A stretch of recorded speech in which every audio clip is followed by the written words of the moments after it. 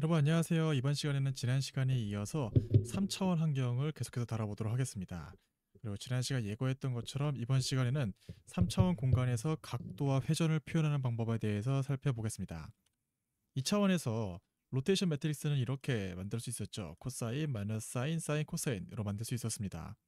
근데 3차원에서는 이제 축이 하나가 아니라 3개가 되기 때문에 X축, Y축, Z축에 대해서 각각 회전 행렬이 하나씩, 그래서 총 회전 행렬이 3개가 필요하게 됩니다. 이렇게 3개의 회전으로 3차원에서의 각도를 표현하는 방식을 오일러 각도 체계라고 부릅니다. 그리고 방금 전에 우리가 X축, Y축, Z축이 있었죠. 이 중에 어떤 것을 먼저 적용할 것인지 그 조합이 여러 가지가 발생할 수 있는데요. 그래서 오일러 각도 체계에는 여러 가지 이런 방식들이 있습니다. 이 중에서 우리가 사용할 체계는 3, 2, 1 혹은 ZYX라고 부르는 이 순서를 사용을 해보겠습니다. 사실 다른 것들을 사용해도 되긴 됩니다. 결과만 똑같으면 되기는 돼요. 하지만 우리는 가장 보편적인 이 방법으로 앞으로 계속 전개를 해보겠습니다. 다음으로 이 3차원 행렬의 여러 가지 특징들을 알아보겠습니다. 첫 번째로 3차원 행렬 로테이션 매트릭스는 자기 자신과 트랜스포즈한 결과를 곱해주면 아이덴티티 매트릭스를 얻을 수 있습니다. 이것이 이후에 로테이션을 다룰 때 나오는 중요한 성질로 사용되므로 꼭 이해하셨으면 좋겠고, 다음으로 이 커뮤테이티비티를 만족하지 못합니다. 예를 들어서 2차원에서는 여기 있는 것처럼 Rθ1 곱하기 Rθ2를 하나, Rθ2 곱하기 Rθ1을 하나, 이 결과가 모두 Rθ1 플러스 Rθ2로 같았습니다. 그런데 3차원에서는 이게 같지 않다는 거죠.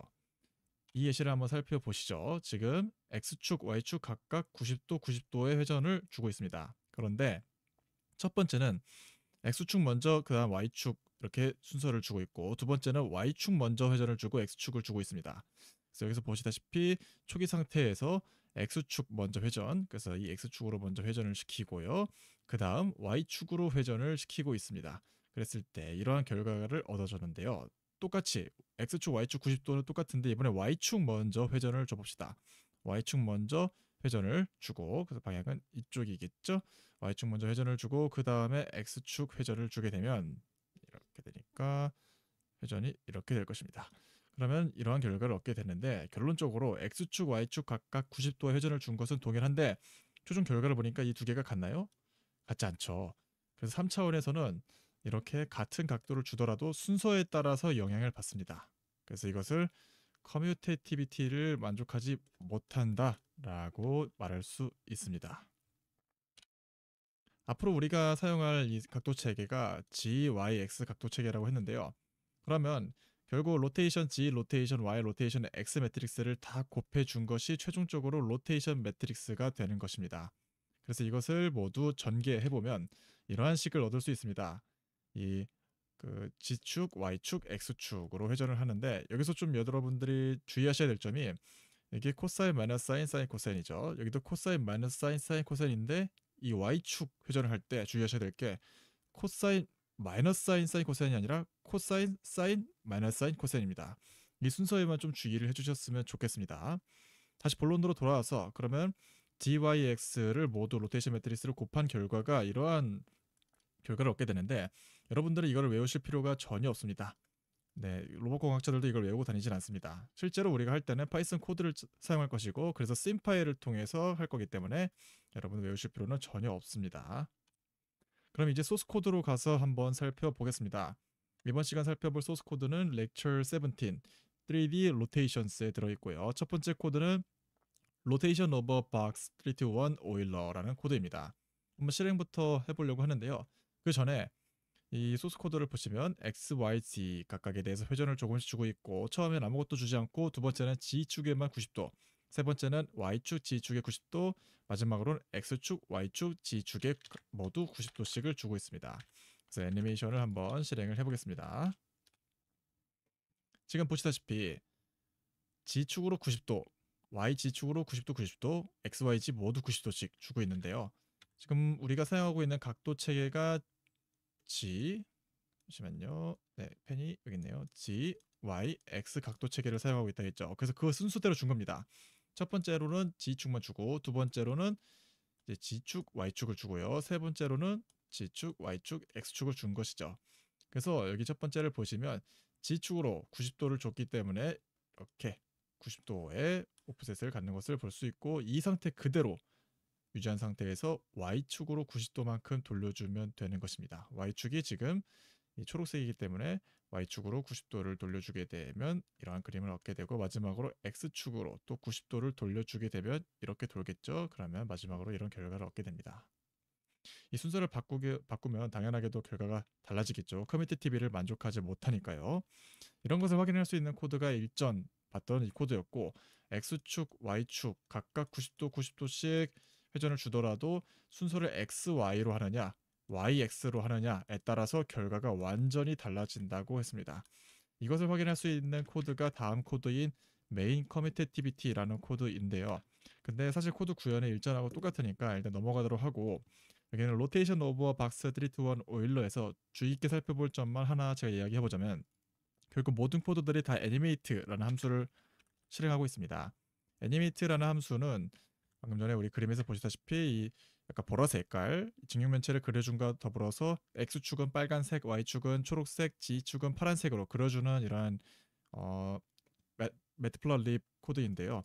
여기서 로테이션이라는 함수를 보시면 방금 전에 우리 계속해서 살펴보고 있던 것과 마찬가지로 회전을 적용하는 순서가 GYX죠. 그래서 이 매트릭스를 곱해주는 순서도 RZ 곱하기 RY 곱하기 RX로 되어 있는 것을 확인할 수 있습니다.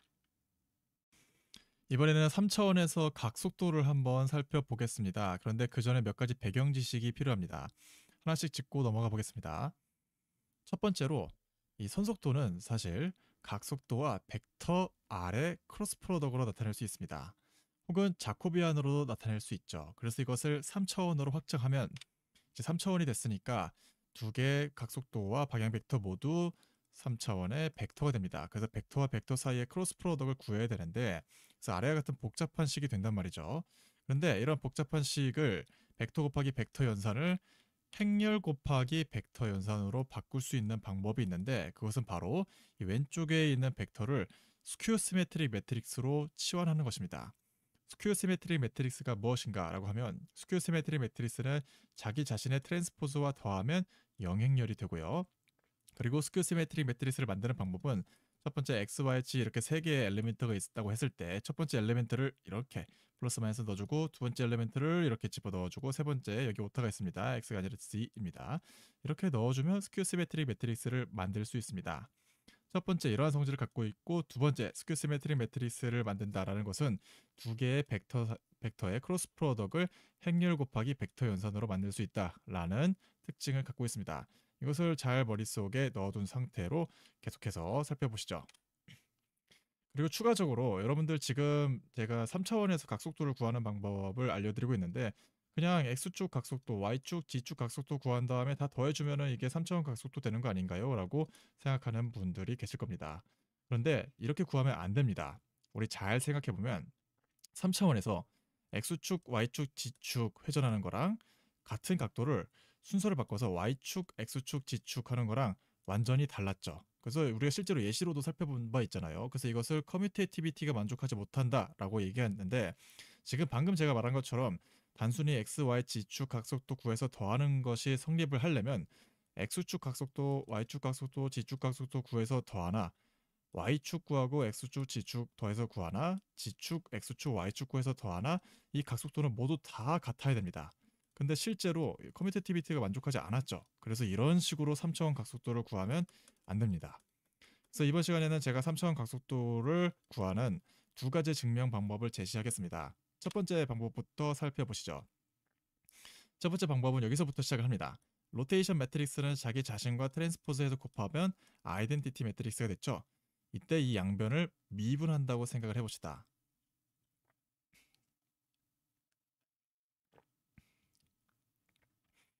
이 매트릭스를 미분한다는 것이 좀 의아할 수도 있는데 한번 따라와 주세요. 그래서 여기 있는 아이덴티티 매트릭스는 상수니까 미분하면 0이 되고요. 이 왼쪽에 있는 파트는 하나씩 하나씩 요소를 미분해 주면 됩니다. 이렇게 해서 나온 결과에 이 오른쪽 항에 강제로 트랜스포즈를 해보겠습니다. 트랜스포즈를 두 번 하면 자기 자신이 되니까 결국 똑같은 거죠. 그런 다음에 전개를 해보면 이와 같은 수식을 얻을 수 있는데, 지금 이 꼴을 잘 보면 여기를 A라고 하고 여기를 A라고 한다면 A 더하기 A 트랜스포즈는 영행렬, 방금 전에 봤던 스퀘어 시메트릭 매트릭스의 형태가 되죠. 그래서 이 스퀘어 시메트릭 매트릭스를 SA라고 했을 때 이 SA는 결국 R 트랜스포즈가 됩니다. 그런 다음에 이 양변에 또 로테이션 매트릭스 R을 곱해주면 어떤 일이 발생하느냐, 자기 자신의 트랜스포즈가 곱해지니까 아이덴티티 매트릭스가 되고 R 닷을 구할 수 있게 됩니다. 이 R 닷이라는 게 로테이션 매트릭스의 미분한 값을 지금 우리가 증명을 해낸 것이죠. 이 값을 잘 머릿속에 넣어둔 상태로 다음 예시도 한번 살펴봅시다. 바디 프레임에서의 어떤 벡터 R 바디를 월드 프레임의 벡터로 바꾸고 싶다면 뭔가 로테이션을 취해줘야겠죠. 여기서도 양변을 한번 미분해 줍시다.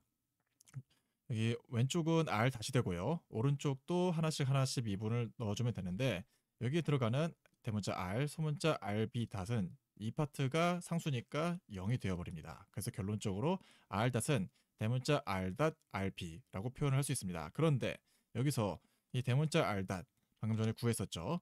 이 값을 한번 대입해 보겠습니다.